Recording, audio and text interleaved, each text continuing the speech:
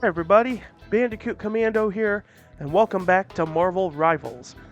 Last time,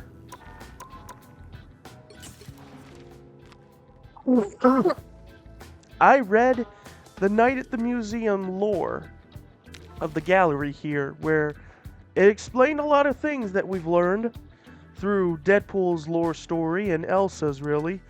How, after the events of Season 5, with Gambit and Rogue having stolen the the contract from Mephisto, Deadpool, knowing them and not wanting anything to come to them, decides to release a lot of the creatures in the Collector's Menagerie to both keep Elsa busy and to give Rogue and Gambit a chance to escape.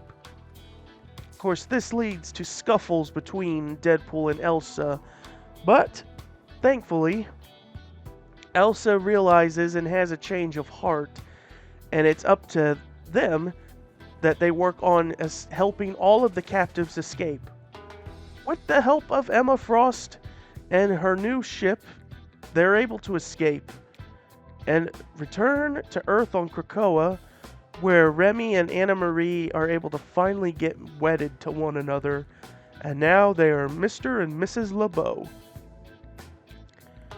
From that moment, Doom 2099, is able to find the contract, and well, he gets away with it, but now he knows about it, and it's only a matter of time until he comes back somehow. Likewise, now Elsa suggested to Wade to make a new home for all of these creatures that they got from the Collector's Menagerie. And that Deadpool should lead them. Deadpool thinks of the perfect place to go, Staten Island, since it's not, as he puts it, the least respected borough in New York. But according to him, Staten Island is currently on lockdown for some reason. But as he puts it, he knows how to show up when you least expect it and when you least want him. So today, I'm just gonna go over our new items that we've received. So I looked at the video from the last time I did this, and the last item I ever read up on was Cerebro. So, hang on, before I do this,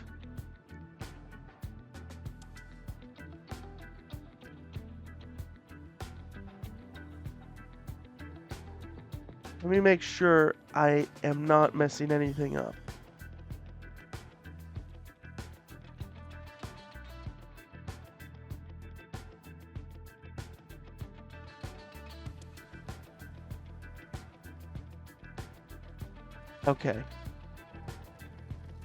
Okay, just making sure. Okay. Alrighty, we got 2, 4, 6, 8 new items. Let's go.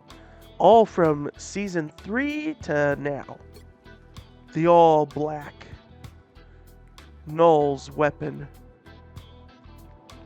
All Black the Necro Sword was the first symbiote created by Null. After beheading a Celestial, the Dark God continued forging the blade inside the decapitated skull, which would later become Nowhere. The primordial flames and the thunderous hammer blows imprinted upon her deepest memory, birthing the inherent fear of fire and sound waves that would plague all symbiotes for eons. So yeah, that's how symbiotes developed their weakness to heat and sonics. The Phoenix Egg.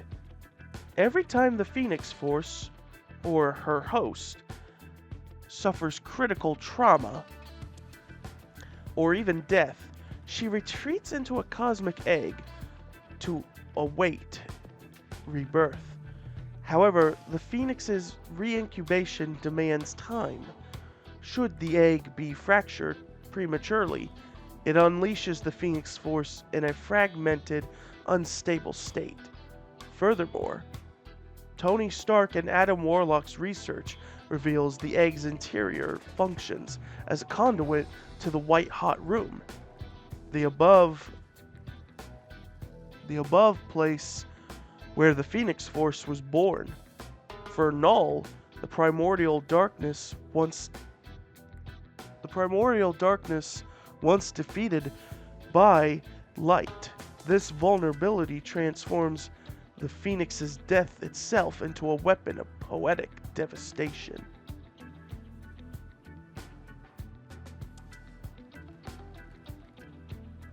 I feel like you should be able to see something in there. Next, the Tablet of the Iron Fist. The Tablet of the Iron Fist is the source of all knowledge contained within the Book of the Iron Fist. It chronicles the heroic deeds from every Iron Fist throughout history, along with many long-lost kung fu techniques and mystical arts, including the powerful incantation capable of resurrecting Shou-Lao. However, as the tablet is guarded by Bishi? I think that's how you say his name. A living stone turtle. The Iron Fist. Oh, I got a cough. The Iron Fist decided to depart Kunlun to wander through the world chosen, transcribe their contents onto the scales of Shou-Lao. They carried, creating a more portable Book of the Iron Fist. The Sword of Fushi. Sword of Fushi is an ancient divine weapon.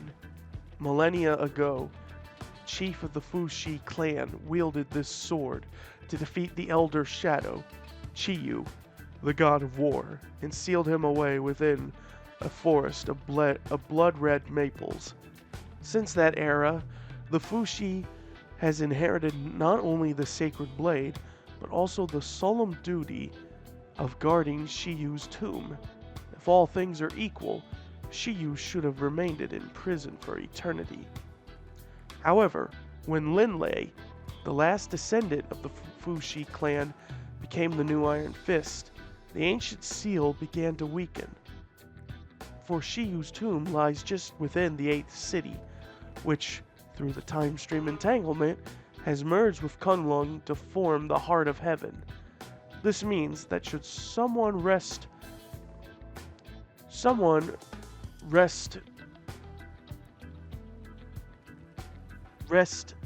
the sword from Linlei's arm, he would hold the key to unleashing Shiyu upon the world once more, which I have a feeling that will come to play. The Chronovium Die of the Grandmaster.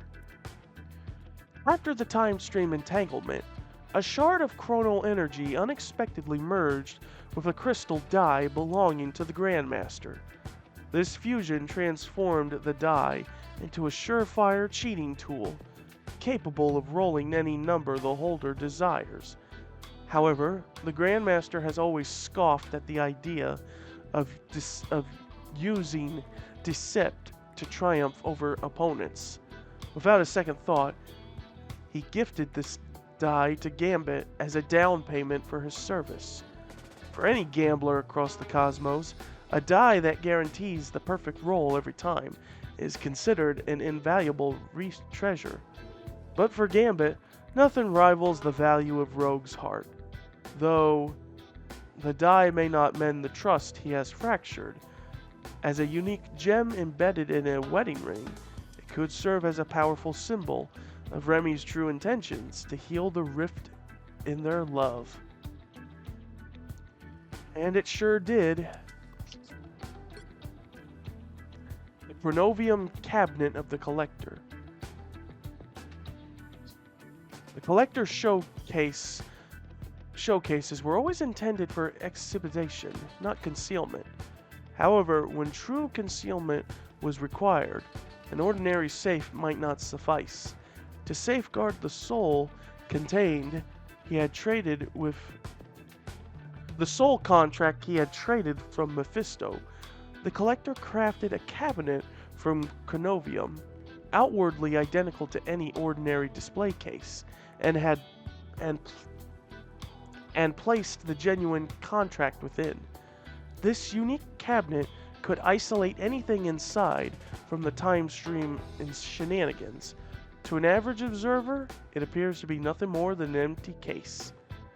Maybe the best concealment is to pretend an object never existed at all.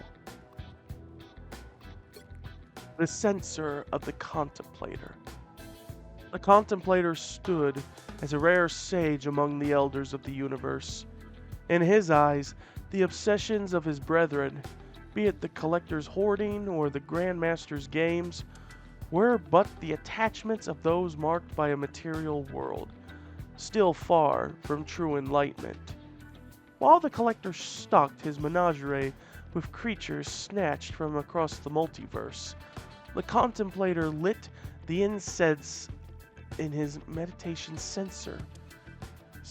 He would never presume to judge Tavan's pursuits, yet the soothing fragrance, at the very least, grant the captive beings a restful slumber. So yeah, out of all of the elders of the universe, the gardener and the contemplator are at least the nicer ones, but you still don't want to upset them though.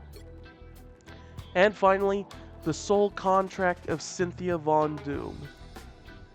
Long ago, in order to help the people of Lavaria break free from a cruel baron's tyranny, Cynthia Von Doom struck a bargain with Mephisto, trading her own soul for greater power.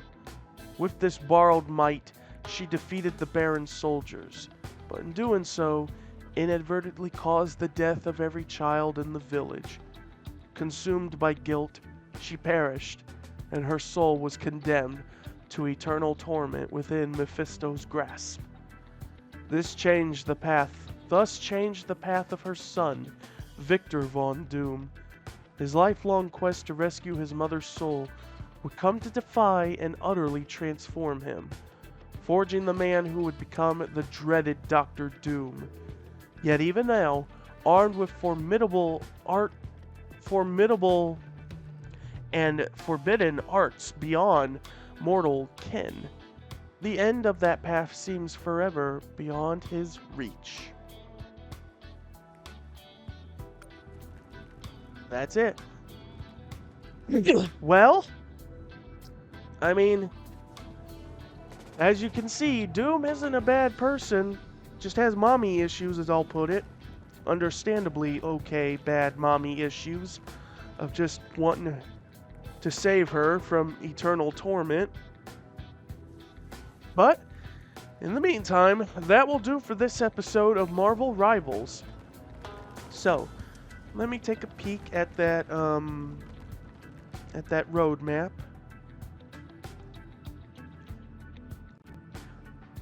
Let's see. Yeah, there's really nothing left here. So all I can say is next time is when Season 7 starts, which it says it'll be here on the 20th of March, but I don't know. It might come a little later if what some people have said to be true, but who knows? When it comes, it comes. I will see you guys to showcase Season 7, and while I don't know for sure who we're going to get, I did say in the last one it's White Fox and Black Cat. Who knows for sure? But in the meantime, whatever happens, happens. That is it, and I will see you guys next time.